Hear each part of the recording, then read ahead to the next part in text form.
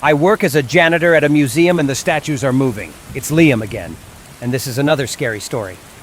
I work the night shift from 8 p.m. to 3 a.m. the next morning every day, including weekends. I don't get much sleep. This job makes my feet hurt like hell and my hands are no less chafed.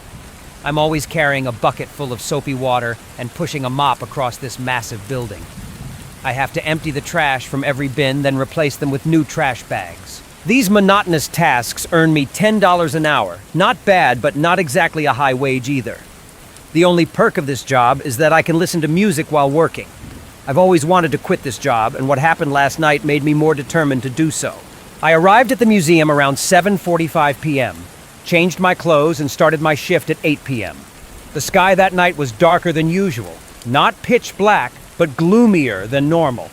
It had a gray hue with streaks of purple light, making the museum look strangely colored from the outside. Once inside, most of the lights were already turned off since the museum closes at 6 p.m.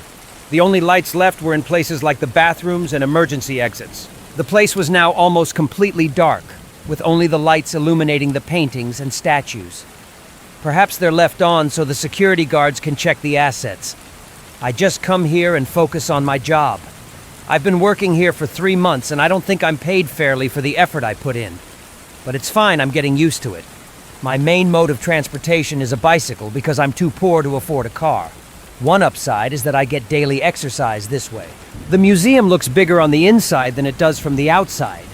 There's an unbelievable amount of space in here, vast hallways, with marble columns, ceilings adorned with paintings of angels, gods, and a slew of other religious imagery. This place is insanely grand and always heavily guarded. I can't imagine the value of even half the precious assets in here. There are security guards who patrol the entire place, about 4 or 5 of them. It feels better knowing I'm not alone in this huge dark building, or I'd be scared to death. I've gotten to know one of the guards. One night, I forget his name, we talked about our favorite paintings and how creepy the museum feels at night. I was glad I wasn't the only one who felt uneasy about the eerie expressions of the statues at night. But that night, there were no security guards at all. When I got to the main entrance, there's usually a guard to open the door for me. That night, the front door was already unlocked. I don't have keys to anywhere except the bathrooms and the janitor's changing room. Once inside, I went straight to my locker in a small hallway next to the bathroom. I unlocked it and took out my work clothes. There were other people's belongings in there too, day shift janitors. I'm the only janitor working the night shift here. I grabbed my bathroom key, then started changing. I went to a stall, took off my sweatpants, and put on my blue work pants, followed by my belt and work shirt. As I started taking off my shirt, the light suddenly went out. It happens sometimes at night. The ceiling light has a motion sensor and it automatically turns off when it doesn't detect movement in the room. I had to stand in front of the toilet and wave my hands to make the light turn back on. After changing, I put on my rubber gloves, grabbed the necessary supplies like soapy water and the mop, and started working. I was alone at the time and didn't even realize it. I didn't notice because I had my headphones on at full volume just cleaning around. It wasn't until a light went out in the darkness that I noticed something was off. It was a light in an area far below. I thought I was just imagining things, or maybe I was too tired and hallucinating. But I was sure that light had been on earlier when I passed by that statue on my way in. I took off my headphones and called out, but no one responded. I was convinced a guard had turned it off, but if so, he should have answered me. The guards here love chatting with each other, so this was strange. I called out again. Apart from the faint sound coming from my headphones, the place was completely silent, utterly still. I hoped the guards were just somewhere else or busy with something and would be back soon. Maybe this was some organized prank, but that was just me hoping. I put my headphones back on and continued mopping the floor. After about 2 hours of work while I was climbing up to clean a window, that same light that had gone out earlier turned back on. I was closer to it now and the statue was gone. It wasn't there anymore. I knew this wasn't the guards doing because they aren't even allowed to touch the statues, only restorers or art conservators can. This was very strange. Maybe I was just too tired and it wasn't really happening. That's what I told myself. Then another light went out. It was on the other side of the museum opposite where the statue had disappeared. Things were getting worse. I had to turn on my phone's flashlight. The lights outside near the bathroom had gone out at some point too. I put my headphones back on and tried to talk myself out of this terrifying situation. I wanted to leave, but I knew I couldn't. It was only midnight and I needed to finish my shift. Then I could go home, sleep, and forget all this. While I continued cleaning near the window, I caught a glimpse of something moving out of the corner of my eye. But when I turned, there was nothing there. Everything happening was making me paranoid. The eerie human figures in the artworks, the way the statues stared at me, the paintings on the ceiling looking down, mocking me. It was exhausting, and I really wanted to leave right then. Those statues and paintings were making me deeply uncomfortable. After finishing the windows, it was about 1:30 a.m. I noticed one statue was slightly off its original position. I'd memorized the exact positions of all the statues. Something felt strange, like things were slightly different. The statues' faces had changed, or maybe I was imagining it. I couldn't see clearly in the dark, so I shone my flashlight on it. Its face was blank and its mouth was stretched into a terrifying smile. Then my phone's battery died instantly. I ran toward the exit.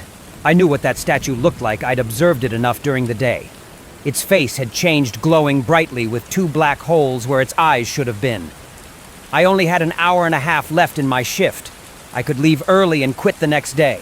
That was the plan. A light turned on and I stepped into a bathroom stall. The door was open. I closed and locked it, put the toilet lid down and sat. I placed my belongings on the toilet paper holder and started taking off my clothes. As I was trying to undo my belt, I heard a noise outside. It was the sound of the bathroom door opening, then closing. I listened for about 10 seconds and said, "Hello? Is anyone there?"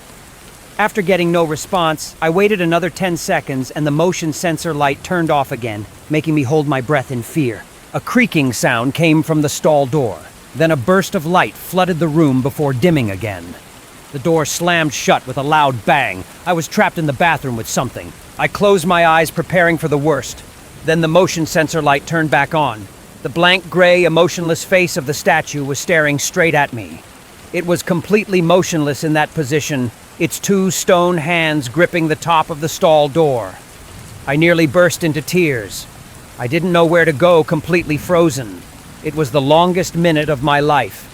Then the light went out again. I mustered all my courage, dropped to the floor, and crawled across the bathroom to the next stall. I felt around and realized the door to that stall was still open. I stood up and ran as fast as I could, reaching the bathroom's wooden door. I flung it open, slammed it shut behind me, locked it with my key, and ran toward the museum's exit, wiping sweat and tears from my face. When I got there, I yanked the door handle frantically, but it was locked, and I didn't have the key to open it. I kept trying to pull the door for a while, but it wouldn't budge that way. I ran back to the changing room in a panic. Looking around, I noticed other statues were moving closer to me. I knew I wasn't crazy. I was certain of it. I wasn't imagining this. I wasn't hallucinating. I ran to every possible exit, including the emergency exits, but they were all chained shut. I decided to lock myself in the locker until someone came to the museum. I saw a fire extinguisher hanging on the wall, so I took it down for defense in case something happened. I could use it as a weapon. I climbed into the small locker, closed it, slid the key into the lock, and turned it until it clicked. I felt a bit safer. The smell of chemicals and dirty clothes filled the locker, making me nauseous, but that feeling quickly faded when I heard something coming from the next room. It was coming from the bathroom. I gripped the fire extinguisher tightly. It was the sound of that statue trying to get out. I had to endure that noise for the next 10 minutes. My head was pounding. I felt extremely dizzy, and I passed out at some point without realizing it. I only realized it after waking up. I thought it must be morning by then. I didn't hear anyone outside and assumed it was safe to come out. I slowly unlocked the door and gently pushed it open. Everything was still pitch black. My head was still spinning and my vision was limited by the darkness, but I could make out a heavy figure standing in the hallway outside. It was taller than everything else around it and didn't make a sound as it moved, no footsteps or anything, as if it were floating above the ground. The air was deathly silent. The noise in the bathroom had stopped too. I tried to open the door a bit more, but it let out a loud creak that echoed through the building. The statue immediately stopped and looked around. I tried to close the door as quickly as possible.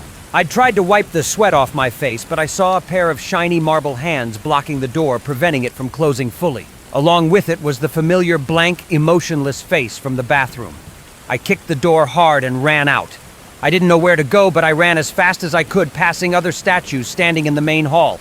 Inside the museum's main lobby, all the statues were gone. They'd moved from their places. I'd memorized all the museum's pathways and could find another hiding spot, hoping they wouldn't find me.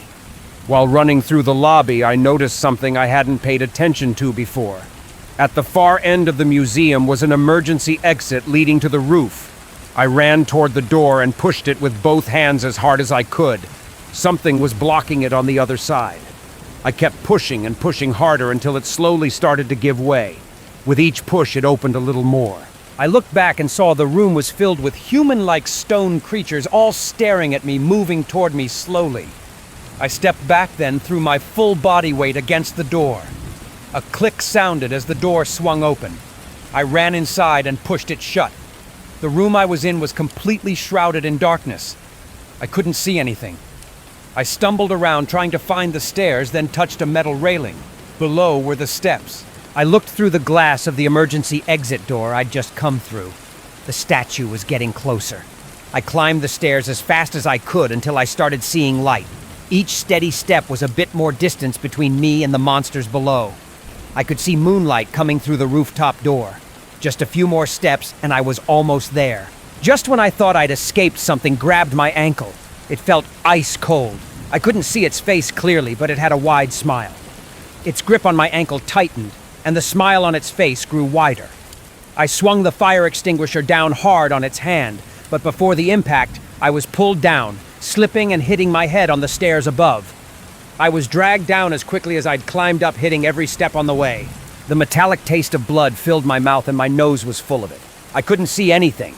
I'd been pulled to the bottom, still dazed and unable to move. I clutched the fire extinguisher to my chest like a child holding a toy, trembling with fear. In front of me were dozens of those creatures staring at me. My body was exhausted, but I mustered all my strength to lift the extinguisher and smash it down on the hand gripping my ankle. I hit it once, twice, screaming in pain. Despite my efforts to free myself, the hand's grip tightened. With my last ounce of strength, I raised the extinguisher over my head and brought it down one final time on my ankle, shattering most of the fingers on that hand. The statue recoiled, letting out a roar. It felt like I'd sprained my ankle.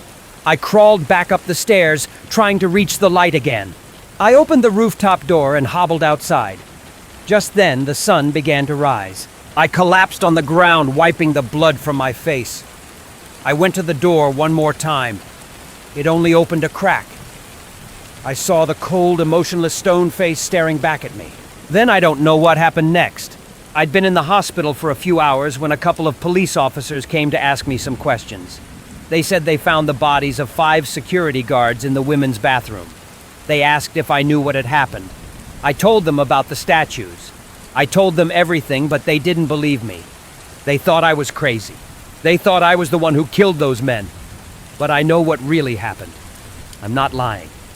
I know what I saw. Thanks for watching this video.